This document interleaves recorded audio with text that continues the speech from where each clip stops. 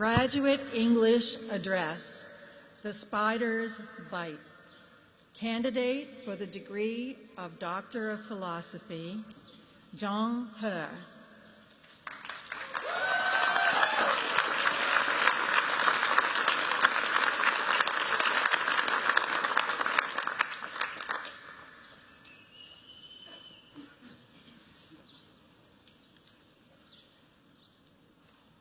When I was in middle school, a poisonous spider bit my right hand. I ran to my mom for help, but instead of taking me to a doctor, my mom set my hand on fire. After wrapping my hand with several layers of cotton, then soaking it in wine, she put a chopstick into my mouth and ignited the cotton. Heat quickly penetrated the cotton and began to roast my hand. The searing pain made me want to scream, but the chopstick prevented it.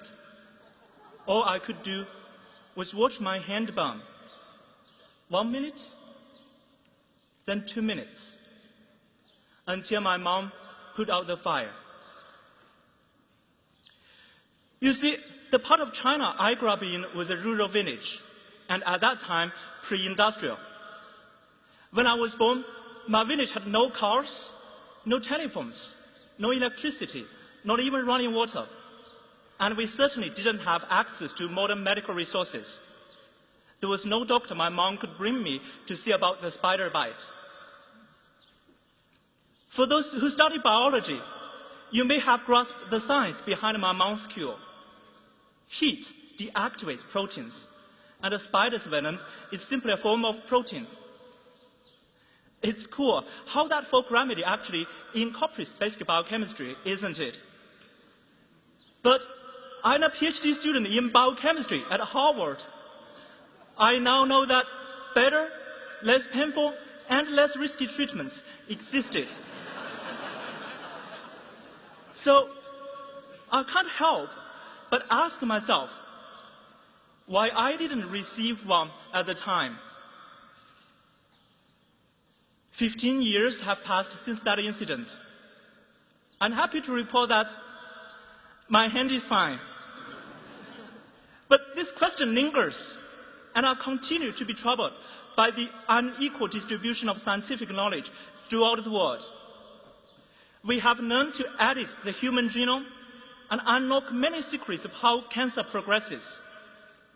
We can manipulate neuronal activity, literally with the switch of a light.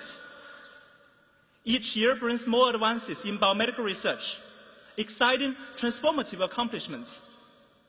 Yet, despite the knowledge we have amassed, we haven't been so successful in deploying it to where it's needed most. According to the World Bank, 12% of the world population lives on less than $2 a day. Malnutrition kills more than 3 million children annually. 300 million people are afflicted by malaria globally. All over the world, we constantly see these problems of poverty, illness, and lack of resources impeding the flow of scientific information. Life-saving knowledge we take for granted in our modern world is often unavailable in these underdeveloped regions. And so, in far too many places, people are still essentially trying to cure a spider bite with fire. While studying at Harvard, I saw how scientific knowledge can help others in simple yet profound ways.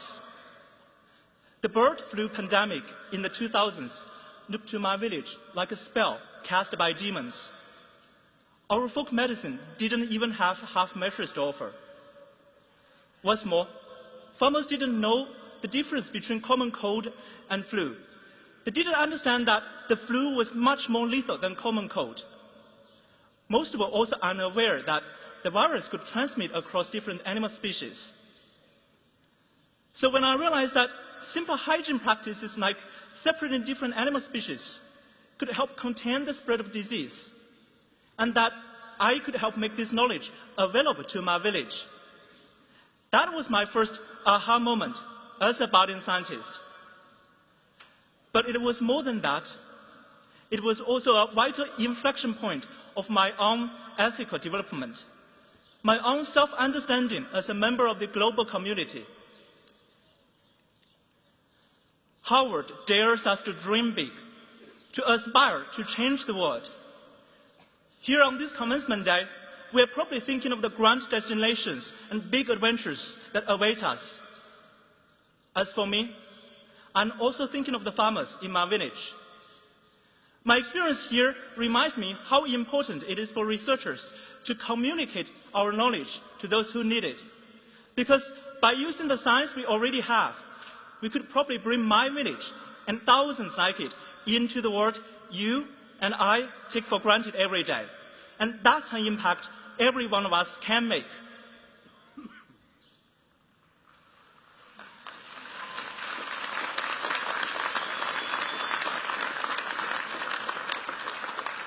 But the question is, will we make the effort or not? More than ever before, our society emphasizes science and innovation. But an equally important emphasis should be on distributing the knowledge we have to those who need it. Changing the world doesn't mean everyone has to find the next big thing. It can be as simple as becoming better communicators and finding more creative ways to pass on the knowledge we have to people like my mom and the farmers in the local community. Our society also needs to recognize that the equal distribution of knowledge is a pivotal step of human development, and will work to bring this into reality. And if we do that, then perhaps a teenager in rural China who is bitten by a poisonous spider will no longer have to burn his hand, but will know to seek a doctor instead. Thank you. 谢谢。